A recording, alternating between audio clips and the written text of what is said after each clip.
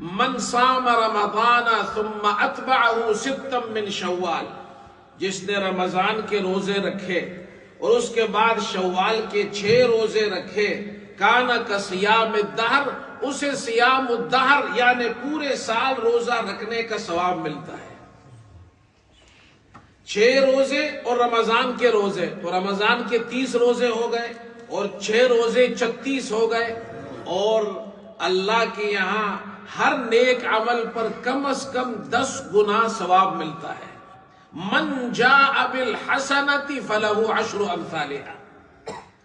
اب 30 کو 1 مہینے کو 10 سے ضرب دو، 10 مہینے ہو گئے، اور 6 دن کو 10 سے ضرب دو تو یہ 60 روزے ہو گئے، تو کل 12 مہینے کے روزے کا ثواب اللہ تعالیٰ عطا فرماتا ہے۔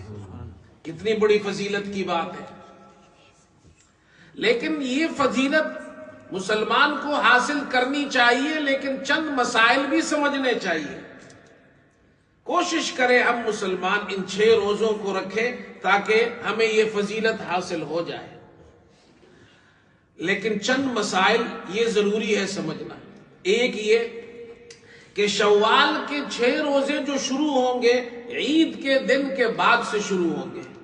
عید کے دن روزہ رکھنے سے رسول اللہ صلی اللہ علیہ وسلم نے منع فرمایا ہے، تو شوال کے پہلے دن عید کے دن روزہ نہیں رکھ سکتے۔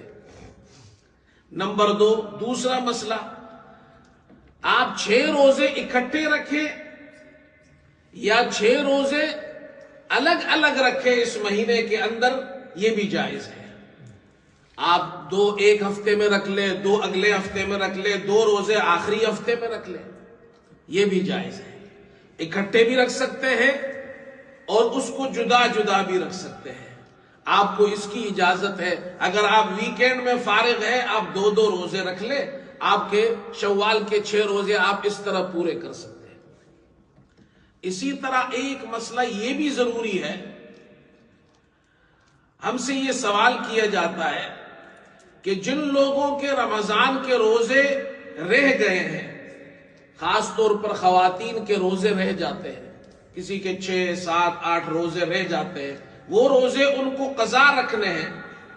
اب وہ چاہتے ہیں کہ ہم شوال میں قضا روزے رکھے، مثلا 6 روزے قضا ہے تو وہ ڈبل نیت کر لیتے ہیں، وہ کہتے ہیں جی یہ روزے قضا کے بھی ہو جائیں گے اور شوال کے نفلی بھی ہو جائیں گے۔ ایسا نہیں کر سکتے۔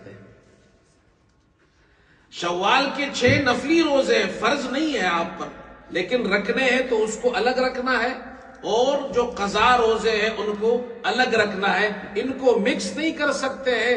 آپ ایک نیت کریں کہ جی یہ نفلی بھی ہو گیا اور میرا قضا روزہ بھی ہو گیا، ایسا نہیں کر سکتے۔